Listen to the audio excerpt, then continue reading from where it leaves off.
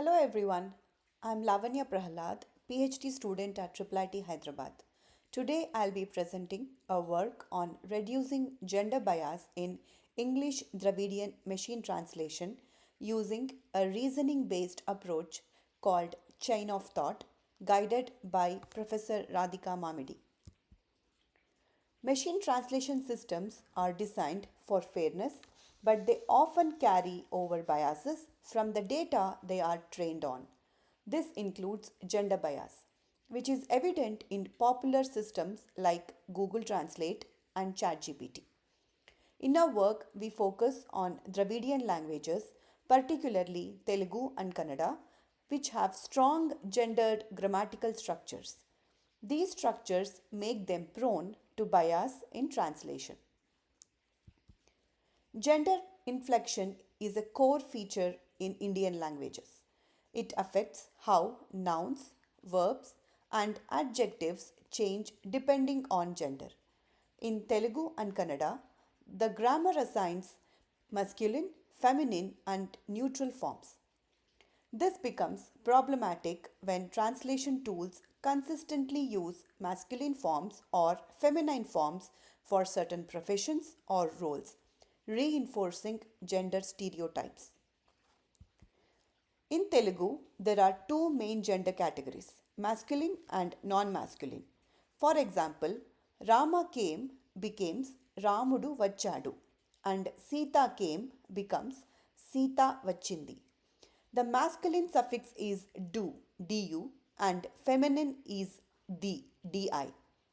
Plural suffixes like ru and vi are also gendered depending on human or non human subjects. These grammatical patterns can lead empty systems to default to masculine forms. Kannada uses a three gender system: masculine, feminine, and neutral.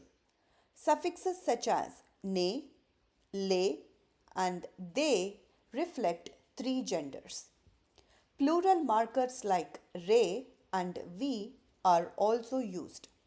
For example, Rama came becomes Rama bandidane. Ne denotes the masculine suffix here, and Sita came becomes Sita bandidale. Le is the feminine suffix. These inflections are deeply embedded in the language and can easily be mishandled by empty systems. We evaluated the performance of Google Translate and ChatGPT on translating English to Telugu and English to Kannada. Our data set included 25 sentences from political domain, 25 sentences from sports domain, and 100 sentences from professional domains. The goal was to assess how these tools handled gendered translations. Initial results shows clear gender bias in both tools. This prompted us to apply a reasoning strategy called chain of thought. To achieve chain of thought application in English Telugu translation, there are two levels. First level, let's think step by step. Recognize the gendered suffix do and substitute it with a plural suffix ru. This leads to the translation Vaidyudu Aspatrilo Unnaru. Doctor is in the hospital. We notice that the noun is still gendered with masculine suffix do. This translation, while addressing the verb form with general neutral or plural suffix, still retains the masculine noun Vaidyudu. Let's further adjust by using the plural suffix lu. Let's think step by step. Do is a masculine suffix. Replace it with providing alternatives for both genders, Vaidyudu or Vaidyuralu. We are including two variations of suffixes Vaidyudu and Vaidyuralu, resulting in translations for gender inclusivity. The comparison of outputs are like this. Without COT, there is a masculine gender biased in the translation. Vaidyudu aspatrilo unnadu. Du is the masculine suffix. With first level of COT, the translation is Vaidyudu asupatrilo unnaru. Gender neutral verb but biased noun. With COT second level, Vaidyudu Vaidyuralu Asupatrilo Unnaru. Gender inclusive. So the final result of COT is gender inclusive translation is achieved. Similarly, let's apply COT for English Kannada translation.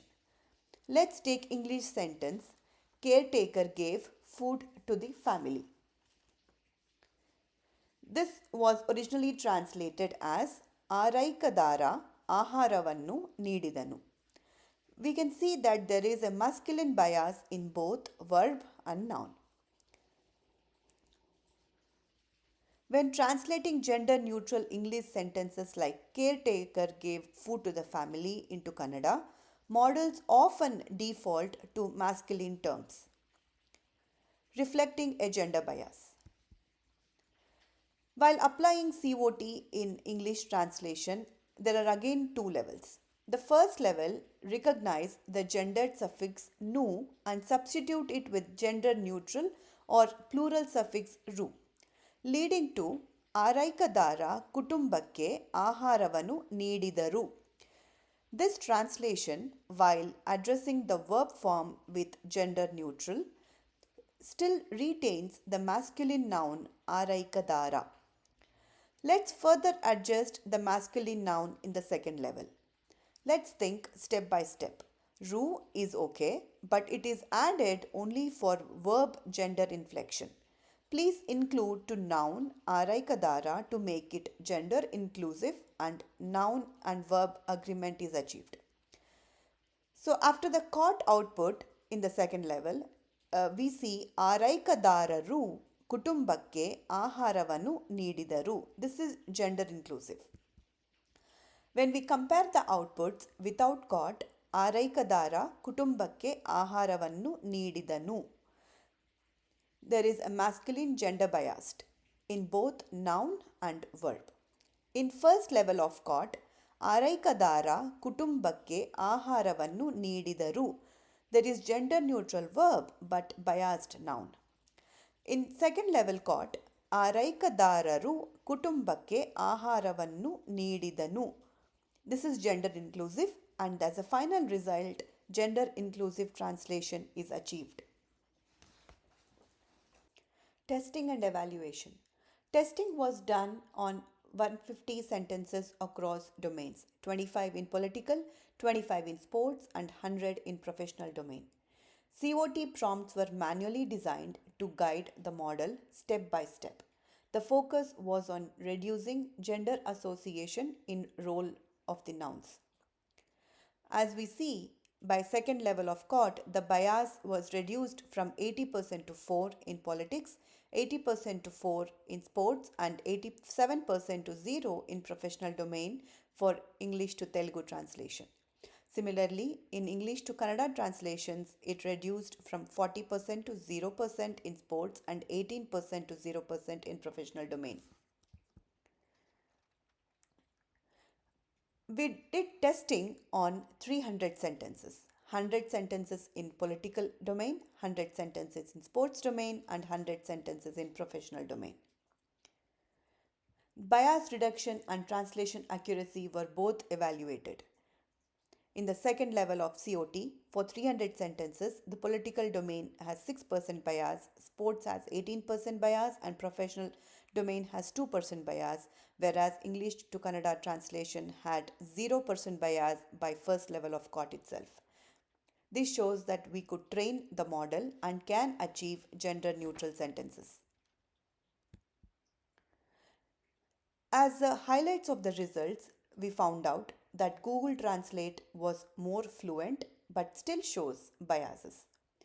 Telugu translations had higher biases in Kannada in ChatGPT And after chain of thought training, gender biases was significantly reduced, dropping to 0% in Kannada and the first level of court reasoning and minimum to second level of court reasoning in Telugu.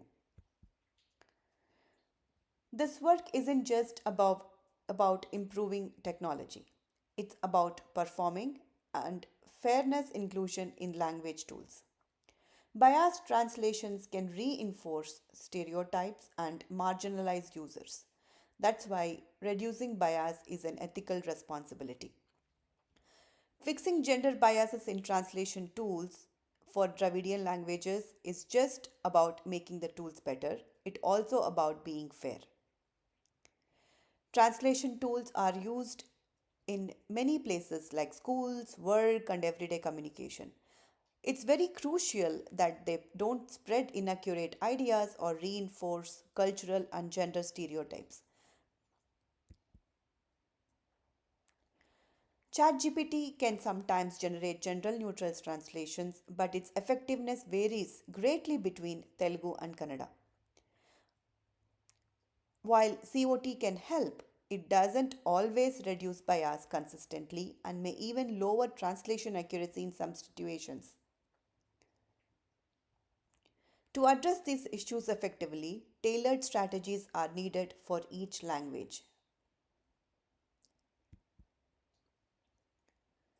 The methods used to reduce bias should be tested and applied to more languages beyond just Telugu and Kannada, especially low resources and gendered languages.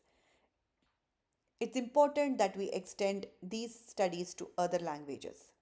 And we should also extend to other domains. Bias mitigation should be explored in areas like healthcare, legal, educational content. Large language models need more focused training, including examples that highlight fairness and inclusivity to better handle gender and cultural sensitivity. Thank you for letting me present in this esteemed conference. Thank you again.